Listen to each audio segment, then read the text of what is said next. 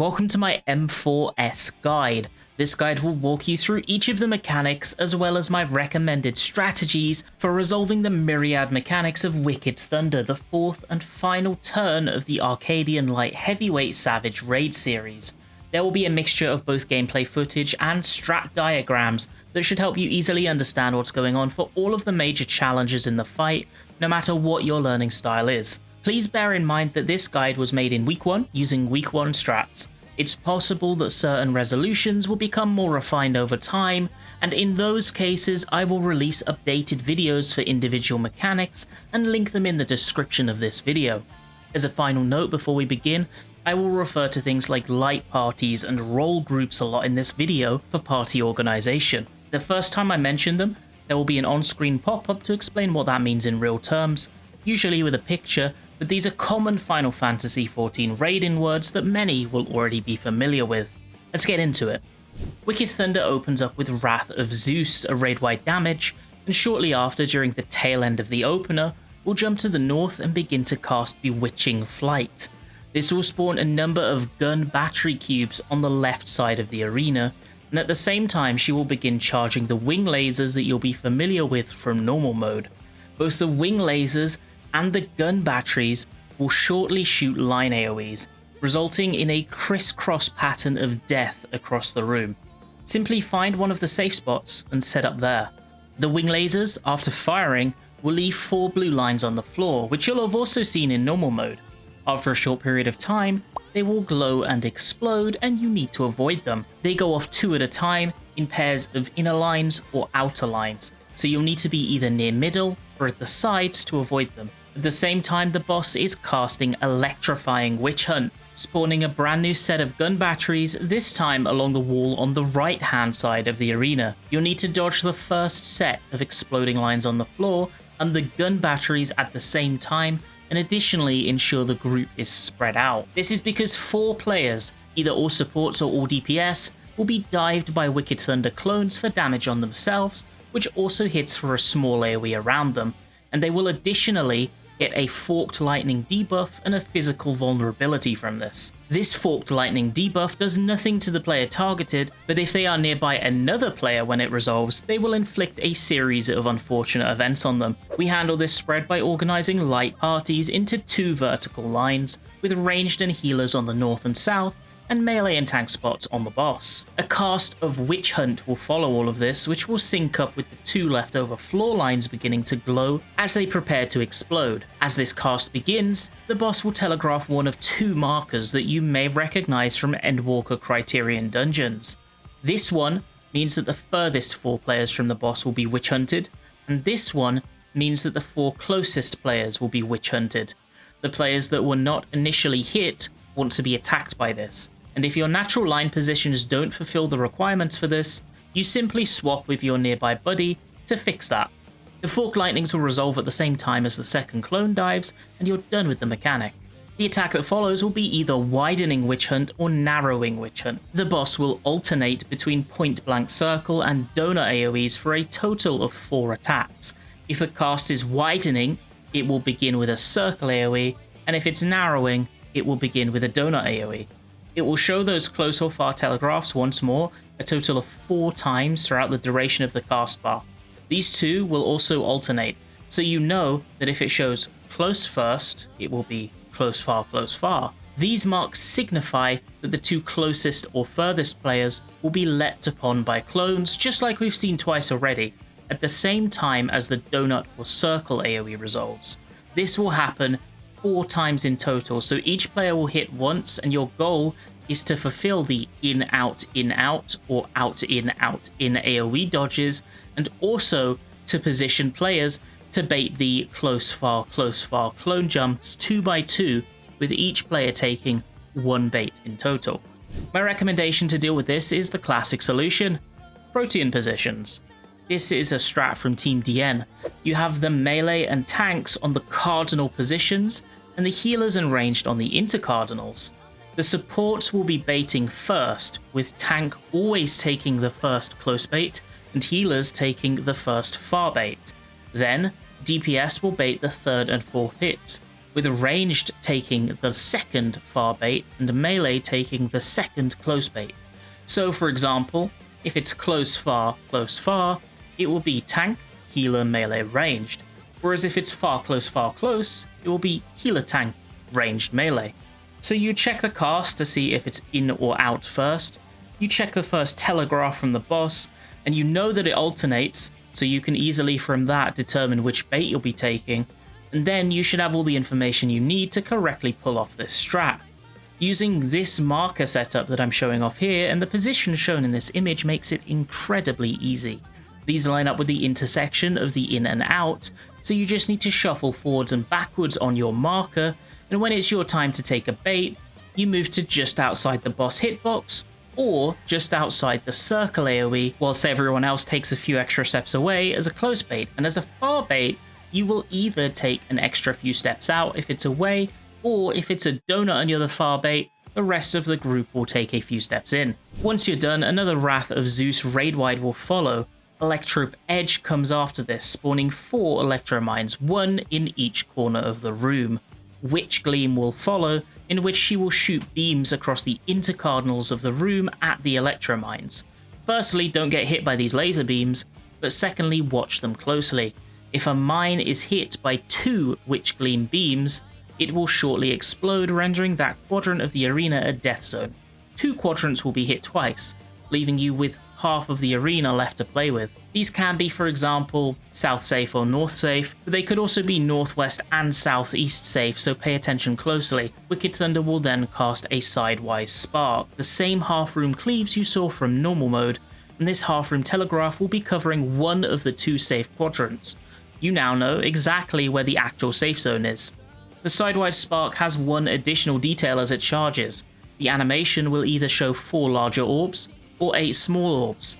8 small orbs means spread within that quadrant, and 4 large orbs means stack in pairs within that quadrant. Your pairs will consist of 1 support player and 1 DPS player, so put the ranged and the healers together, and the melee and tanks so that you can easily send the ranged to the wall without feeling bad for your tank's uptime. For positioning on both permutations, something like this should do nicely. There's a lot of room, so don't worry too much about being precise. A Wicked Jolt Tank Buster comes immediately after, shooting a heavily damaging line AoE. This is a 2-hit buster that applies a Vuln afterwards, requiring tank swaps to safely resolve, including the initial tank taking it back after the second hit goes off. Honestly, you can just invuln this, and doing so would be my recommendation. Electrope Edge will follow, and as this cast goes off, prepare for it by spreading into your same pre-assigned positions and markers as you did for the most recent Witch Hunt mechanic. At the end of the cast, everybody will receive an electrical condenser buff with one of 2 timers. The short timer, which starts at 22 seconds, and the long timer, which starts at 42 seconds. 2 supports and DPS will get the short timers, and 2 supports and 2 DPS get the long timers. Then, Witch Gleam will follow, blasting players one by one and dealing damage with every hit. Your goal is to keep track of how many times you get hit by a beam. If you're on a short timer, you will be hit 2 or 3 times. If you're on a long timer, it will be 1 or 2 hits. Remember if you're short or long, and how many times you got beamed. Lightning Cage will come next, spawning this exact pattern of AoEs on the floor. Bear in mind this pattern will always be the same, but its orientation will not be. So what I always look for in order to discern where to go is this single square on the edge that is safe in an otherwise full line of AoEs, directly in the middle. On this diagram, it's shown by the smiley face. The smiley face is good, because this is where all 4 long debuff players will be headed. When your debuff expires, you will explode for a square AoE, the size of which will scale 1 by 1 on the grid based on the number of times you were hit. So if you took 3 lasers, you'll explode for 3 squares each direction around you, and being hit twice will make you do 2. Based on the safe spot I mentioned to orient yourself on, short support players go left and short DPS go right. And you'll want to put the 3-hit player into the very far corner and the 2-hit player into these spots on the edge of the arena, but as close to the safe square as possible. A sidewise spark will follow, as well as the same spread or pairs that happened a little earlier in the fight. As an important note, this pairs or spread will add an additional hit quote unquote to those players whose debuffs have not yet resolved, increasing them from either 1 or 2 to 2 or 3. This has a hidden benefit though of automatically resolving who your partner will be if it's the pairs permutation. If it's pairs, you will be pairing with the player of your role who just did the mechanic that you're about to do. So the long duration 2 support will be pairing with the short duration 2 support and so on. Pairs will position like this, with the DPS going directly 1 step over the halfway line and the supports dipping out further and pairing up there. This makes it incredibly easy for at least one of the tanks to dip in for uptime should they wish, but with the size of these pair stacks, I think keeping all 4 pairs on the boss would be very risky. If it's spread, just spread out, and ranged and healers should make sure to give as much space to melee and tanks to hit boss as possible. After this sidewise spark goes off, you need to zoom over to positions for the second set of debuff resolutions, which is the exact same as the first, just with players doing the opposite job to what they initially had. Wicked Bolt follows this, a multi-hit stack that you just heal through, and afterwards Wicked Thunder will use Iron Cluster, teleport north and generate her cannon mode from normal, functioning the exact same way, but hitting way harder. Find the safe row and head over there as soon as possible. As a note, there is an early tell before the first hit even goes off. Her hitbox will turn a little, and the way that she is facing is the impact zone for the blasts. So you want to go away from where her hitbox turns, and that will be the eventual safe row. You want to minimize how much damage you take because the blasts are really dangerous in Savage. You'll also notice that each player has 3 stacks of this debuff.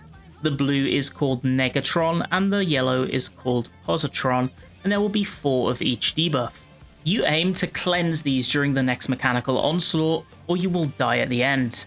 Electron Stream begins casting once the boss teleports to your newly reduced safe area, with her front charging either a yellow or blue beam, and her back charging the other colour. You want to be on the opposite colour to your debuff. Bear in mind this entire mechanic hits like a truck and is also during your 2-minute raid buff, so be careful to play safe and execute here. Being hit by the opposite colour Electron Stream will cleanse 1 stack of your debuff, but also give you 1 mechanic to resolve as a result. Now, to keep the guide at an acceptable length, I'm going to condense down the explanations for this mechanic a little bit. 4 players in total will receive either donut buffs or spread buffs, which are these 2. 2 players will receive currents, either green or blue, which will shortly have them shoot a pizza slice AoE at the closest player if blue, or the furthest player if green. The last 2 players will get this purple debuff, and they must be hit by a pizza slice to cleanse the debuff and avoid a wipe state. Honestly, the solution by DN is by far the best, and PF absolutely should be doing this, and it makes both potential sets of debuffs completely irrelevant as you always go to the same spot every time. There are even floor markings for every single position. Make sure to never cross the middle after a laser. You deal with everything on your half of the room. Spreads or dynamos stand on these little nibs, close or far markers stand directly in the center of the square, and purple markers stand just next to them, somewhere in the triangle on the arena floor here. After each set of mechanical resolutions, check the next beams and ensure you're still being hit by the opposite color to your debuffs. Swap sides if needed to ensure that. Once all 3 are done, another Wicked Jolt Tank Buster will follow. Wicked Thunder will eventually teleport middle and face south, beginning to lose control of Electro. Split into the same pairs you used at the start of the encounter, with 1 support and 1 DPS, and take 1 quadrant each. After the cast of Electrope Transplant, Pizza Slice AoEs will appear. Every time they go off, dodge into them, as untelegraphed AoE attacks will constantly alternate again and again. Make sure to spread. Each pair should have 1 melee player and 1 ranged player, so the ranged member of the pair can just disengage and move behind. After 5 pizza slices, 1 player in each pair will be hit by Conduction Point, and immediately after, the boss will shoot out forked fissures at the raid. To resolve this, the players that were not hit by the Conduction Point circle AoE will need to stand in front, with the players that were hit standing behind. After this all goes off, there will be 1 more pizza slice which everyone and their mother forgets at least once. After this you have a good chance to dip in for heals, and then the entire mechanic repeats again exactly the same as before. After the final pizza slice cleave, set up heavy mitigation for the raid damages and stomps that follow, and congregate the group south on the edge of the boss's hitbox. You'll be shortly thrown over to a separate arena as Wicked Thunder completes her transformation and the second half of the fight begins. There is no checkpoint.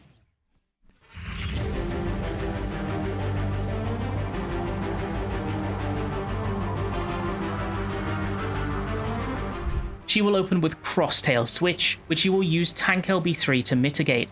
Immediately afterwards, Exaflare lines will appear all over the floor, and 2 players will be marked with a multi-hit stack indicator. Split into your light parties and head to the left and right walls immediately and look at the Exaflares. On each side, there will be 1 row of Exaflares where every single arrow does not point towards you. You will stand adjacent to that and dodge into it after the first pulse resolves. It's actually a very, very easy mechanic. These multi-hits will then start pulsing, and you'll see here that they are so big that it doesn't even really matter which side of the safe Exaflare players begin on when dodging onto it. They'll still be hit as long as they are adjacent to the correct destination row, and the damage is not high by any means in case one player somehow misses the first hit. Wicked Special begins casting next. For this, the boss will either begin to show a fire sword animation or her lightning lasers. Sword will smash the center, with sides being safe, and the lightning lasers will shoot the sides, so middle is safe. Mustard Bomb is after this, with 2 tethers originating from the boss spawning. Tanks grab these and run to the front corners of the arena and pop cooldowns as they are tank busters, with the rest of the group spreading out in a zigzag across the arena behind them. After the tethers go off, they will leave a Mustard Bomb debuff on each tank, which needs to be passed via bodily contact to another player, or they'll die to their fire resist down. 4 of the 6 non-tank players will be hit by spread AoEs at the same time as the busters go off, leaving 2 fixed players that must trade the debuffs away from the tanks, take their place, and take the final Mustard Bomb explosions. This is why you lined up in a zigzag from left to right, to easily coordinate who will take which debuff. The leftmost player that didn't get hit will take it off the leftmost tank, and the side with the rightmost player and tank will do that as well. Ethereal Conversion follows this, and to begin this mechanic, Wicked Thunder will charge either fire or water into her mecha arms. Fire is a big circular AoE slam to avoid, and water will be a knockback. Look on the arena, you see those red dots. Those are points of impact. Whichever arm glows first will resolve first. Simply go away from the fires or go to the water in the order of them glowing. With the fire, it can be easier and less movement to resolve the mechanic at the front of the arena, but this is a personal mechanic anyway, so you can do whatever you feel comfortable with. With the knockbacks, aim to be knocked directly west or east and not at an angle. When Tail Thrust finishes casting, these will go off. Azure Thunder follows, which is a heavy raid damage. Next, you need to deal with Twilight Sabbath, opening with the arena shrinking and 4 clones slowly spawning on the north, south, east, and west. 2 of these clones will be telegraphing the half-room attacks you saw in both normal and phase 1, rendering 1 quadrant of the room safe. Bear in mind that the 2 telegraphing will always be next to each other, not opposite, so this can make it a bit easier to find the safe spot if you're struggling. Make sure to stack in the middle as these start spawning, as large circular AoEs will drop under each player, and then move to the safe quadrant when you know where it is. Then the other 2 clones will telegraph, rendering another quadrant safe, and a Wicked Special will cast to resolve at the same time, so it's 1 quadrant plus either sides or middle safe at the same time. The next mechanic is Midnight Sabbath, which will begin spawning 8 more clones.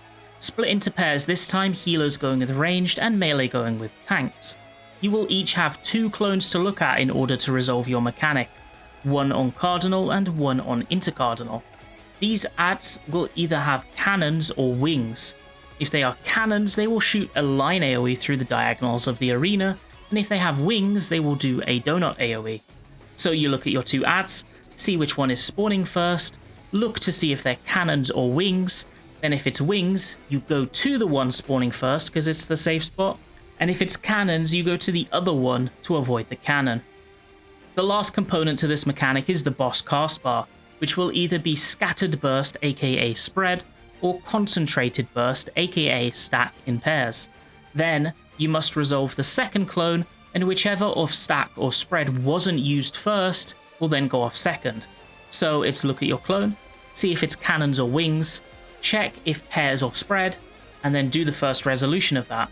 Then you will do the alternate pairs and spread in the correct position for the second clone. The Wicked Special immediately follows, as well as a Wicked Thunder raid wide. Yep, that's right, she named a raid damage after herself. She will then cast another Ethereal Conversion, showing either fire or water and the charges of each arm in order, but this will be stockpiled for later rather than going off immediately. Split into your light parties here and go to the left and right sides of the arena. This will allow you to avoid the flame slash going through the middle, which will destroy the center and split the arena. 4 towers will spawn on each side, which will resolve with the raining swords cast. You can take them with the lineup in the image here. They're pretty quick, so be at your spot fast. 4 swords drop on each side and the boss will begin linking to them with chain lightning. Whichever sword she doesn't link to a chain lightning will be safe, and she will showcase each safe spot twice.